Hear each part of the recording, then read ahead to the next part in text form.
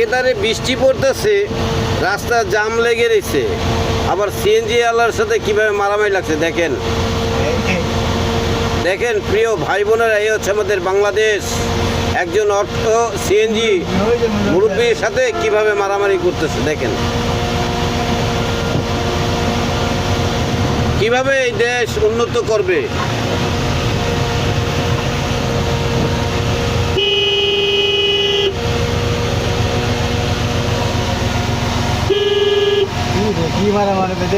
আমাদের ঢালাই মিক্সার গাড়ি নিয়ে আমরা যেতেছিলাম বাড়িধারার উদ্দেশ্যে যাচ্ছি। এই যে নতুন বাজারের মধ্যে আমরা জ্যামে পড়তেছি, কখন যে জ্যাম সারা পড়বে আমরা বলতে পারতেছি না। দেখেন উনি মনে হয় পাগল হয়ে গেছে, ওনাকে পাবনা নিয়ে যাওয়া হোক।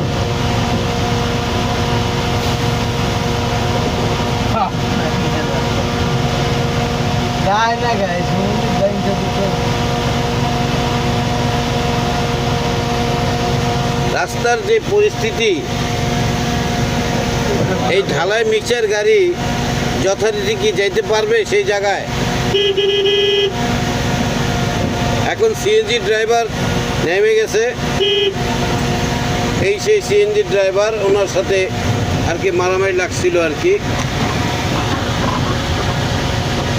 দেখেন এখন পর্যন্ত সে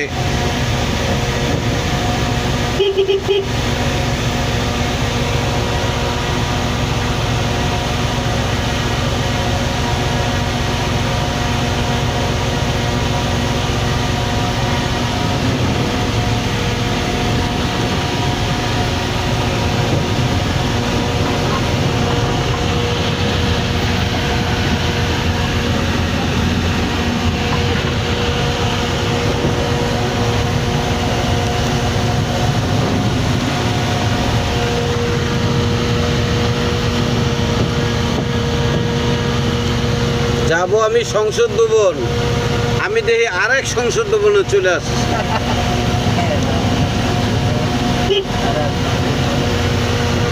দেখেন রাস্তার কি অবস্থা, তারপর রাস্তার যে জ্যাম।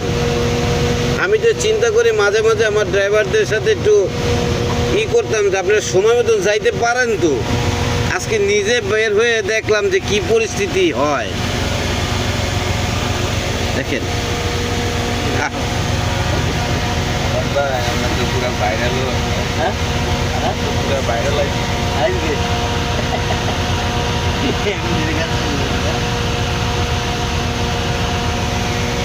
আপনারা যদি এই রাস্তার জ্যাম দূর করতে চান, কি কি করা উচিত আপনারা জানেন?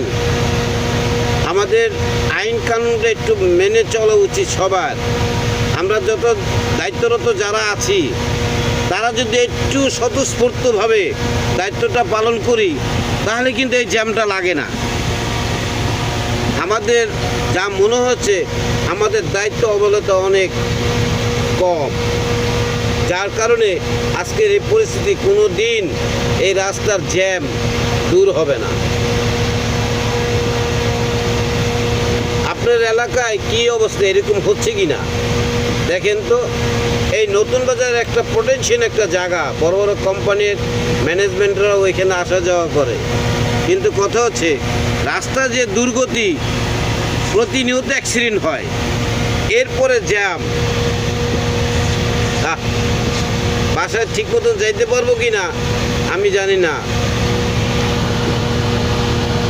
একটু জানেন মতামত। ভাটারা থানা থেকে নাওরা ব্রিজ পর্যন্ত রাস্তার যে পরিস্থিতি, একটু ঠিক করার ব্যবস্থা করেন। অধিকাংশ গাড়ি ঘোড়া ভেঙে যায় এই কারণে।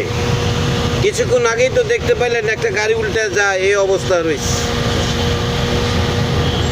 মনে চাইলে ঠিক করেন আপনারা।